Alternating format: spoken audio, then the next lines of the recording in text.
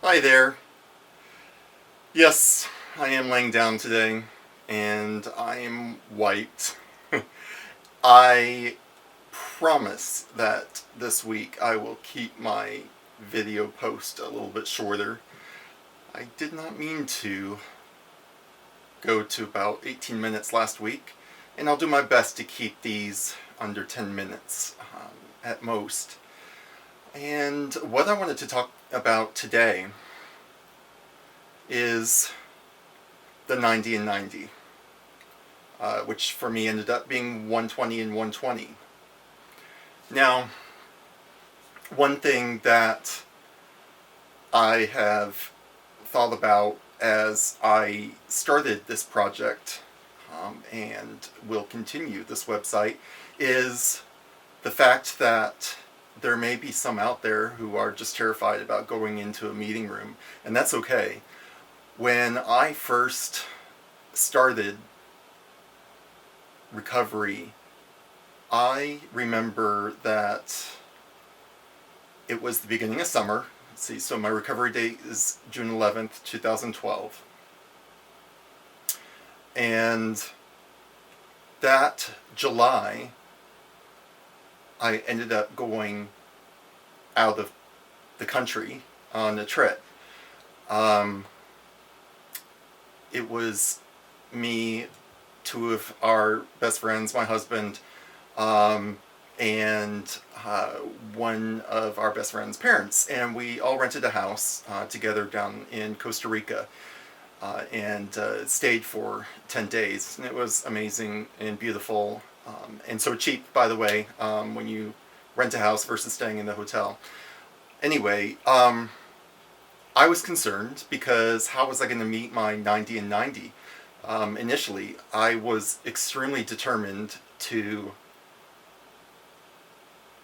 work the program every single day, and I'll tell you why in a sec. But for those that have trouble going into a meeting room, or maybe you are so remote that you don't have access to a lot of 12-step options, AA is the most popular and the original, and those meetings may be near you, but sometimes it takes the specific addiction meeting to really make an impact on your own recovery, whether it be gambling, sex addiction, cocaine, marijuana, you name it.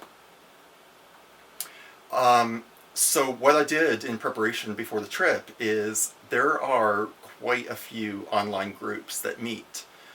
And while I was in Costa Rica, I was literally able to get onto the Wi-Fi that they provided at the house for free and join Skype meetings in order to keep that promise to myself of meeting 90 meetings in 90 days. So this is doable. It is. You just have to search a little bit. And all of those online meetings will be posted on the specific 12-step site. So AA, for instance, go to the list of meetings on their main site. OA, same thing. SAA, same. So go check out those sites and find some online meetings, and that can get you started initially and possibly even begin to work on that feeling of wanting to open up in a safe space in your home. So the biggest reason to do 90 and 90 is the disease.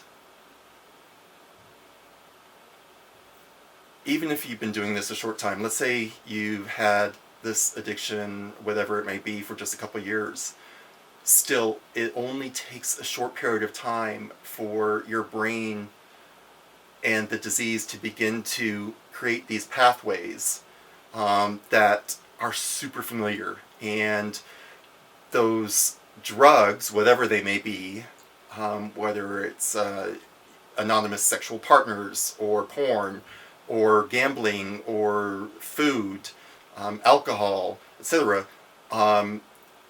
your receptors in your brain create these grooves that your drug fit perfectly into quickly, and you get that high.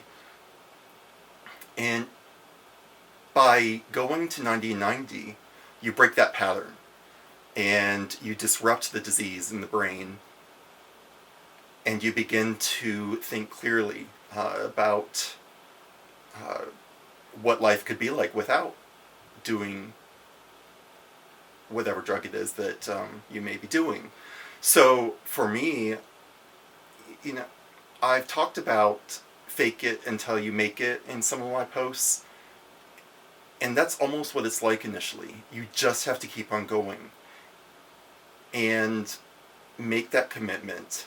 And as you continue to go every single day, sometimes I even went to 2 meetings a day just because I began to enjoy that freedom of sharing in a way that I had never done before, and I wanted more of it.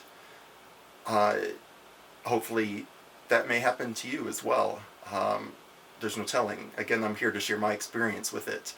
And when I hit 90, it didn't even occur to me to stop. I wanted to keep going every single day. I'd already gotten into a pattern of going, and so I continued to 120 days of 120 meetings. And obviously, since I went to multiple meetings in a day sometime, that ended up being more.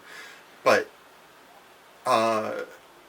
within the first month, I began to experience the freedom from the withdrawal. And the cloudiness in my brain just began to slowly clear up. And I could focus on beginning to share myself. It was a lot of listening at first. Another exercise that was really great in the beginning to motivate me for sticking to a meeting every day was writing down what my life would be like in 5 years from the standpoint of being in recovery and from the standpoint of still using. So write down 2 different stories of what you think your life would look like in 5 years. I